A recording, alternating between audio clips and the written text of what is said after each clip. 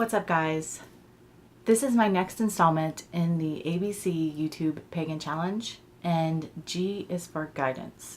I saw that Random Witch is also doing guidance.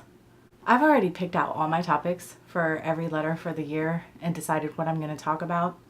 So I'm just going to go ahead and go with it, even though I haven't watched her video yet because I didn't want it to taint mine. If it happens that we feel the same way or talk about similar things, I would have changed and tried to avoid talking about those things, and I don't want to do that. I just want it to come out pure and organic. So G is for guidance. Guidance has played a really important role on my path. There have been times that I have ignored it and been sorry afterward. Not that something really bad has happened, but just regretted it, because the times when I have followed my guidance, wonderful, beautiful things have happened. Kind of what I want to talk about is the way guidance has manifested in my path and in my life. It varies widely. I have found that Spirit will communicate with me in any way humanly possible. I can set up my own sort of symbolic languages and whatnot and be like, okay, look, when I see this, it means this to me. So, for instance, anytime I see vultures like circling in the sky, to me, that's just like Spirit checking in and saying hi, basically. And I'm like, oh, hello, Spirit, I love you. Like, it's just contact. Just reassuring, you know, I'm here, we're connected, I see you.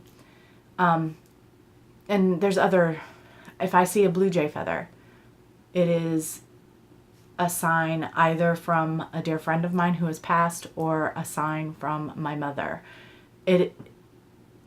Or it can be a message about the relationship between mothers and their children. It just depends. That's what it symbolizes for me, the relationship between a mother and their child. And there's a whole backstory to that. It doesn't matter. Maybe I'll tell it in another video. But the point is, I can set up the meanings for different symbols and different situations and what have you. And I know that is true for everybody. We can all set up our own language and be like, okay, this means this, so if you want to communicate that to me, you need to show it through this. But it doesn't have to be that way either. Spirit communicates with me through numbers. And sometimes I'll go by what is the kind of quote-unquote established meaning of these numbers, but then other times it's just like, if I see a number in Trine, if I see 333, 1111, if I see 222, to me, again, it's more of a, okay, whatever's going on right now, you're on the right track, keep going. That's what that means for me. But sometimes I'll dig deeper and look into what numbers mean, whether it be through numerology or through Jumbalo has in one of his books what different numbers mean, 222, things like that. And I know that Adoring Virtue also has literature out there about what the numbers mean. Spirit has communicated to me through other people. And for me, personally, I've set it up with Spirit. I'm very stubborn, and I am the most skeptical believer. I am so all in, like nuts, so far out of the realm of what a human would believe in any sort of rational way is possible, as far as like the universe and like this whole big picture thing goes. Like, I am like right up there into the crazy, out of this world, beyond logic, crazy thoughts as far as what is possible. But at the same time, I'm like, hold up now. I mean, that's cool, that idea, it's possible, but let's be sort of rational about it. And especially when it's in my face. If I see evidence of sort of haunting or something, I am going to be super skeptical. Although I want to believe, I want it to be real. I'm definitely going to dot my I's and cross my T's to figure out whether it actually is real or not. Or if I can believe within myself and be comfortable in the belief that it might actually be happening. So I've set it up with Spirit that I have to get things in threes. I have to. To me, coinky-dink does exist. Yes, synchronicity is a thing, but to me, synchronicity is when something happens so often that it can no longer be a coincidence. It's like all these things are lining up. Coincidence is out the picture. But coincidence does happen. So, I might get a message of some sort, telling me to, I'm being urged to do something. And is it just that I want to be getting that message? Or on the other hand, maybe I don't want that message at all, so I'm ignoring it. But then it comes to me in threes. Someone says something to me. When I wanted to start working with beeswax, when I first started making my candles, I was just using paraffin wax. And it wasn't even 6 months before I decided to go to beeswax, just because it was a natural alternative that I felt better about. But when I was trying to make that decision, I just was like, it's more expensive. It'll be harder for me to, I have to charge more for my candles and all this stuff. And I was really sort of agonizing over it. And I got messages in threes. And honestly, right now, I can't even remember what the first two were, but I do remember the third one. Someone who I'm a dear friend with now, a witch, came into the store I was working in, and she just out of the blue gave me some honey candy. And it had a little bee on it. And she's like, okay, that's it. That's the third push from Spirit that I need to be working with beeswax. And so I have ever since. But it's that kind of thing. It's like, should I be doing something? Shouldn't I be doing something? I need to be pushed. I tell Spirit, give it to me in threes or bash me over the head with it.